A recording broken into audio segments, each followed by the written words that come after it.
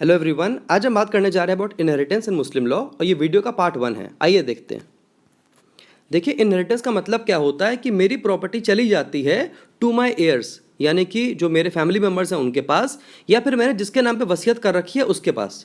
अब इसका मतलब ये हो गया कि प्रॉपर्टी दो तरह से जा सकती है आफ्टर डेथ, या तो विद अ विल यानी कि टेस्टामेंट्री, या फिर विदाउट अ विल यानी कि इंटेस्टेट। अब हम देखते हैं कि मुस्लिम लॉ में कैसे चलता है। तो इस्लामिक लॉ की अगर बात करें तो यहाँ पे प्री इस्लामिक कस्टम्स यानी कि कुरानिक कस्टम्स या फिर रूल्स ऑफ द प्रॉफिट, इसके हिसाब से ही पूरे का पूरा इनहेरिटेंस चलता है।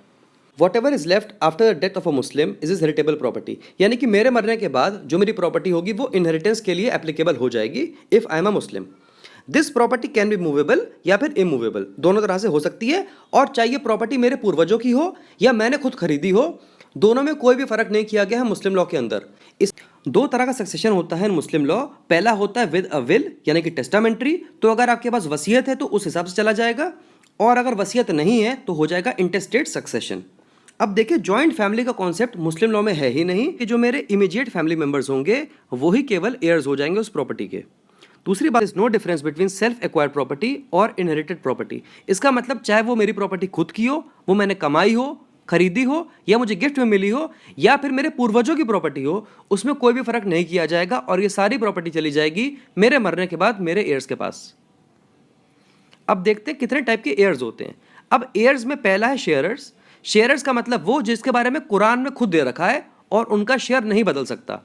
These are entitled to a certain share, यानी कि उनका शेयर ऑलरेडी कुरान में फिक्स किया गया है। It may be noted that these heirs are given in Quran, their shares can not be altered. मैं आपको जब अगला वीडियो बनाऊंगा तो वहां पे समझाऊंगा कैसे प्रॉपर्टी जाती है 1/12, 1/14, 1/16 ऐसे करके।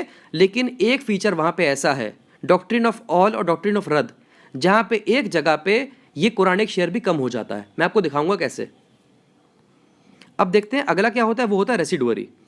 Would take up share in the property that is left after the sharers have taken their share, यानी कि इनका शेयर फिक्स नहीं है।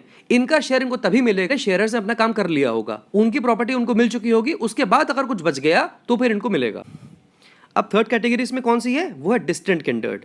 ये वो व्यक्ति हैं जो खून से जुड़े हुए हैं to the property owner but do not fall in the category of sharers या रेसिडुअरीज, यानी कि ये शेयरर्स भी नहीं है और रेसिडुअरीज भी नहीं है, पर ये जुड़े हुए हैं खून से टू द प्रॉपर्टी ओनर। अब देखते हैं 12 तरह के एयर होते हैं, जिसमें आता है husband, wife, daughter, daughter of a son, paternal uncle, mother, grandmother, full sister, consanguine sister, uterine brother, uterine sister.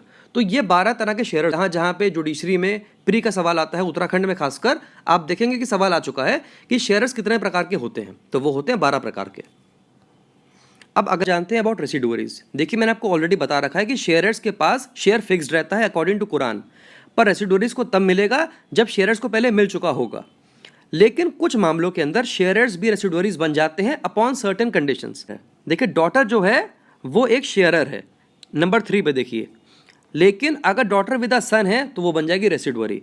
इसी तरह सिस्टर जो है वो भाई के अगर साथ में है तो वो बन जाएगी रेसिडुअरी। सिस्टर वैसे जो है वो अपने आप में आप देखेंगे तो 9वें नंबर पे, 10वें नंबर पे, 11वें नंबर पे वो एक शेयरर है। और the concept of birth right in inheritance in Muslim law. देखिए, हमको सबसे पहले ये समझना है कि बर्थ राइट का कॉन्सेप्ट यहाँ पे नहीं एप्लीकेबल होता।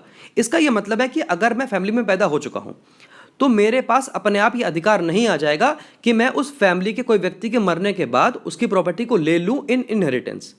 ये प्रॉपर्टी मुझे तभी मिलेगी या मैं तभी इसके लिए एलिजिबल हो जाऊंगा जब मैं जिंदा रहूं उस व्यक्ति के मर जाने तक जिसको प्रॉपर्टी देनी है इनहेरिटेंस में।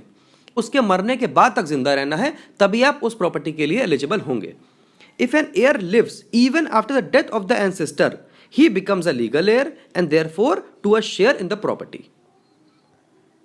अब बात करते हैं रूल ऑफ रिप्रेजेंटेशन की। एग्जाम्पल, एक फैमिली ट्री है, वहां पे ए एक व्यक्ति है, उसके 2 बच्चे हैं बी और सी, बी के 2 बच्चे हैं डी और ई, और सी के 2 बच्चे हैं एफ और जी। अब आपको एक बात ध्यान रखनी है कि पास का रिश्ता जो होता है वो दूर के रिश्ते को प्रॉपर्टी नहीं लेने देता। इसका मतलब ये है कि rule of representation does not apply to Muslim law. अब देखते हैं इसका मतलब क्या हुआ। अब ये देखिए कि B dies in the life span of A, यानी कि जो बेटा है वो मर चुका है पर उसका बाप अभी तक जिंदा है।